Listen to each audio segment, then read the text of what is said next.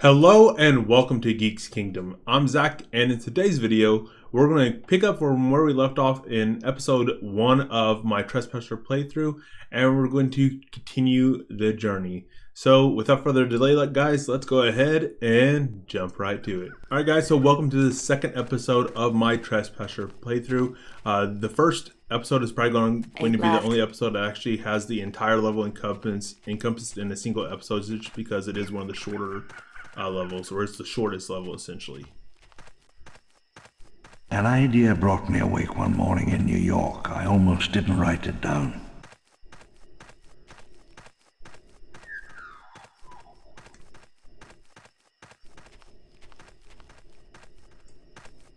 What if a mosquito sucked the blood of a dinosaur 100 million years ago? The insect is then covered in tree sap, which, over the millennia, becomes amber. The insect is preserved perfectly. But you see, and here's the clever part, wouldn't the dinosaur blood be preserved as well?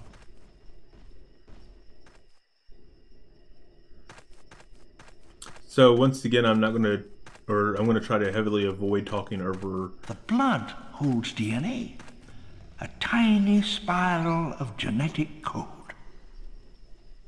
Abracadabra. 6, 5, 4, 3, 2, 1. I'm going to try to avoid talking over the voiceovers, and I am doing things a little bit different for this episode. I actually have pre-recorded the gameplay, and I'm rewatching it as I'm doing the voiceover and my commentary, simply because I want to hopefully not talk over the voiceover a little bit better and break myself out of the action. Sunlight angled down through the dusty air in Norman's office, and I leaned against a solid oak table as I outlined my plans for international genetic technologies.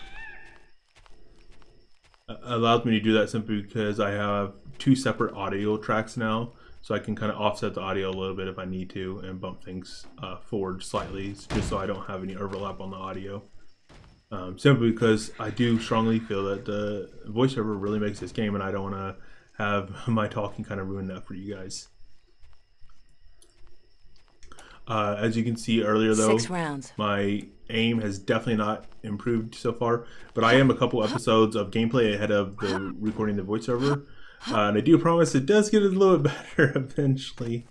I don't go through a whole clip per raptor, because that is not sustainable. It was the flowering of an ambition born 50 years ago. 50 years struggle come to this. With how much ammunition you get, you can't go through a whole clip or a magazine, whatever the correct terminology is, guys, for every raptor, especially when the raptors get much heavier later on in the game. Also, at this point in time, I don't think I had remembered that you could stow weapons, which is a very nice ability, or stow a piece of gear, because later on you'll get other things too, like key cards and stuff, much later on. Like I think those really pop up around the town level, if I remember correctly. 6 left. And I don't remember if there's anything else besides like key cards. I just remember key Engine cards. standard safari vehicle, state of the art. The music for this game is really good too. I think the sound of this game is actually, overall, with the voiceover, the music, the sound effects, and stuff like that, I think it's really good, really high quality, and it lives up. Even though the game is quite aged, it still is a very good experience from the sound point of view, I think.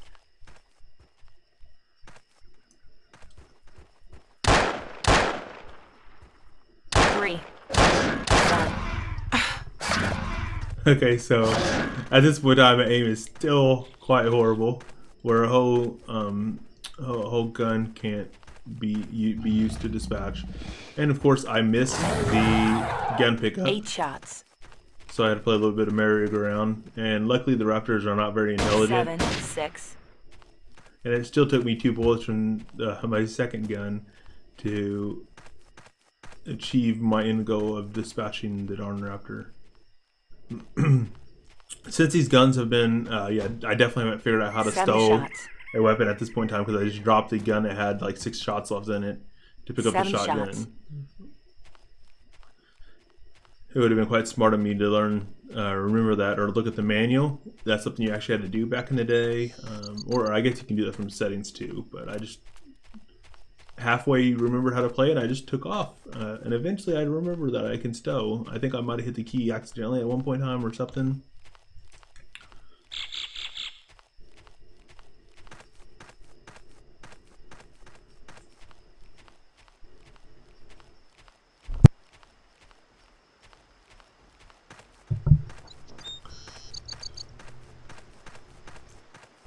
So in this episode, I'm actually going to take a pretty big detour, and there's a little bit of Easter egg. I decided to keep it in and split this level into 2 separate episodes, simply because I think it's a pretty cool little Easter egg.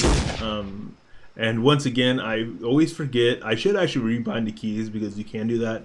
I should rebind space to, or jump to space, because I always hit it and I end up shooting.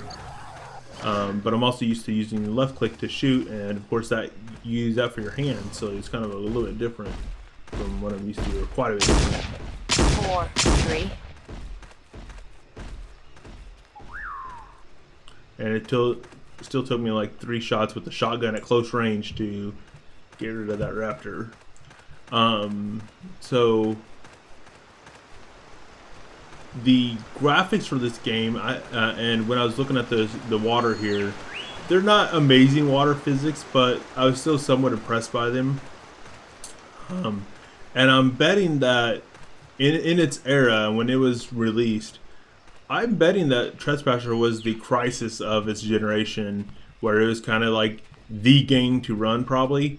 And that's just an assumption based upon like the level of detail and the quality for when this game was actually released, and the fact that it's still, you know, graphical wise, it doesn't stand up, you know, to be honest, at all. You can definitely tell it's a very old game, but for its time, it was a, you know, I was blown away when I was a young kid and played this compared to some of the other games I had played. And maybe that's just because I hadn't played some of the more graphically advanced games at that point in time.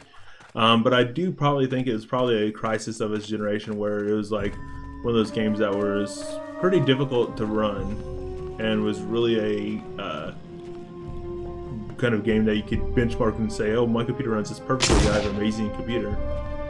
And I finally got a little bit better aiming. I actually dispatched a raptor with a shotgun at close range in 1 shot. So I remember this being a trend, like all the houses being pink. I don't know exactly what that is. And maybe it's the building material that they use in, like, I guess technically Costa Rica is South America, or is it, I don't know if it's technically Central America. It could be Central America. I haven't taken geography class for many years, but it's generally in the area. So maybe that's kind of like the building trends, or just maybe the developers like pink for some reason, and a lot of like to texture the outsides of the houses with pinks. Also, another question about this area that I had is why this house is kind of just standing out in the open. Oh, well, actually, 2 questions, I guess. Why the house is out in the kind of open, because like I remember the town being surrounded by a wall, and the other area that really comes out to me is like the lab area. It's surrounded by a fence, if I remember correctly. We'll get to that much later. The lab is like level 5, I believe.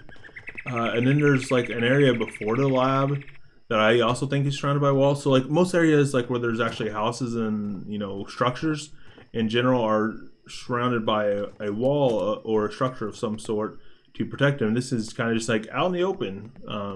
So I don't know exactly why it was built that way, or why it's kind of out here as an outlier. There's a cool little map of Site BUC. It doesn't really look like Sorna, or at least I don't think it does. It's been a little while since I've poured over the maps of Jurassic Park. It definitely doesn't look like the Sorna that I remember.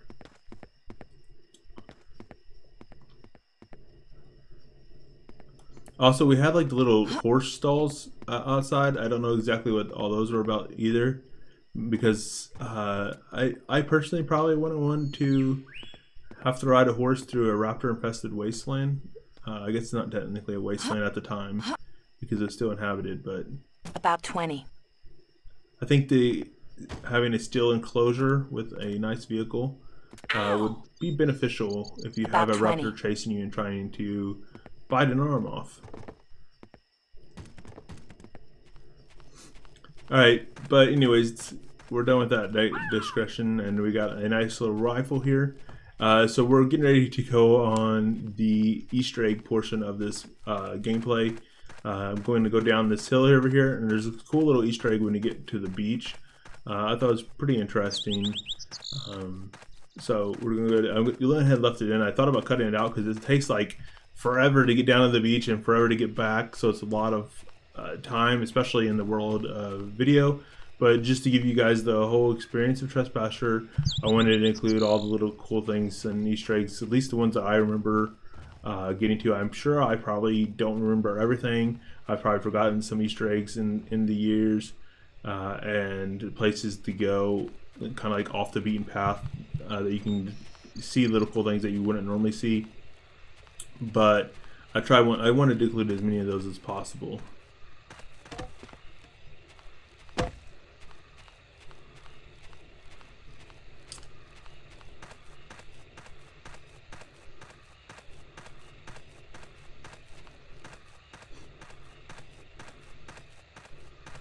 So this little side quest or side mission to the main mission has a lot of walking.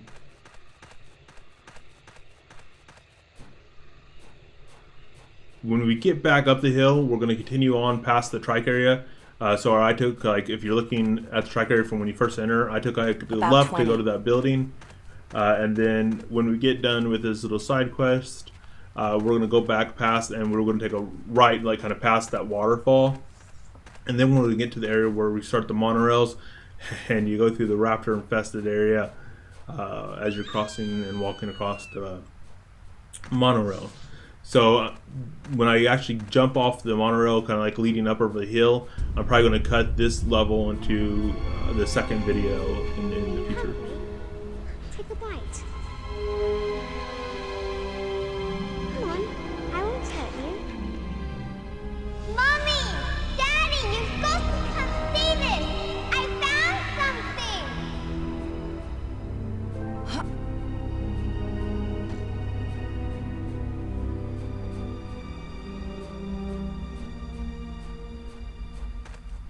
So I just thought that was a really cool little Easter egg that we're located somewhat close to the opening scene for The Lost World. Of course, it's not the exact area. We're kind of like a little cove, but you know, I'm sure they didn't leave, or I'm sure they just left their chairs and stuff on the beach where they were, and you know, the tides and waves and stuff like that have taken care of them over time, and kind of it ended up washing them up into that little cove.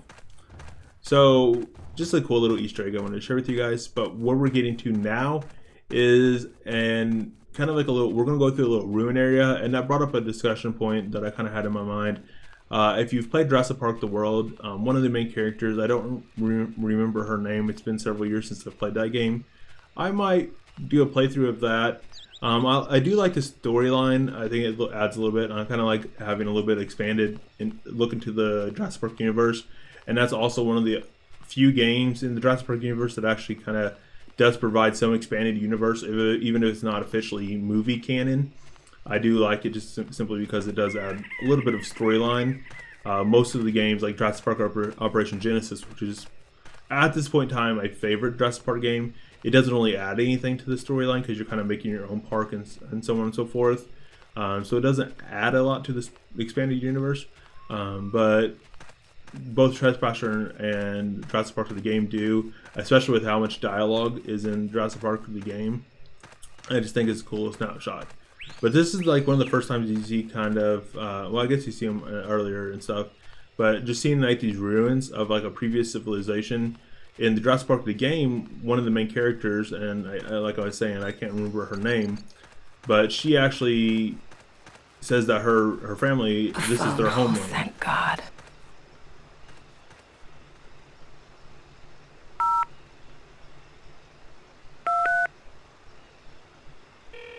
The main switchboard is temporarily unattended.